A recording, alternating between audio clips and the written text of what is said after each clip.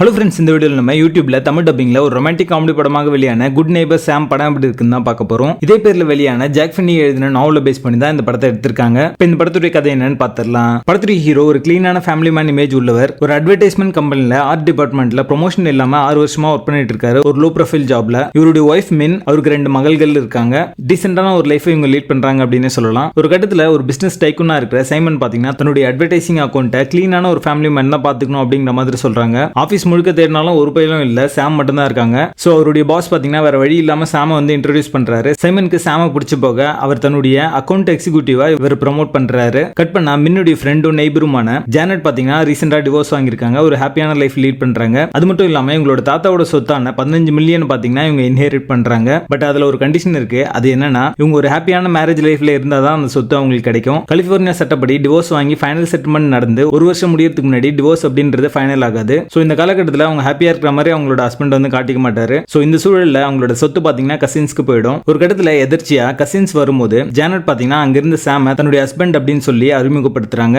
மின் அனுமதியோட சாம் ஆபீஸ்லயும் ஜானட் தான் தன்னுடைய ஒய்ஃப் அப்படின்னு இன்ட்ரோடியூஸ் பண்றாரு. ஏன்னா வெளி உலகத்துக்கு அது சந்தேகத்தை ஏற்படுத்தும் அப்படின்றதுனால. சோ இதுக்கப்புறம் நடந்த காமெடி கலட்டா என்ன அப்படின்றது இந்த படத்துடைய கதையே. லீட் அண்ட் சப்போர்ட்டிங் ரோல்ல நடிச்ச எல்லாருமே பாத்தீங்கன்னா ஒரு நல்ல பெர்ஃபார்மன்ஸ் கொடுத்திருக்காங்க. காமெடி சீக்வன்ஸை எலிவேட் பண்ற மாதிரி அவங்களோட பெர்ஃபார்மன்ஸ் இருந்துச்சு. காமெடி சீக்வன்சஸ் நிறைய இடங்கள்ல ரொம்ப நல்லா ஒர்க் அவுட் ஆச்சு அப்படின்னு சொல்லலாம்.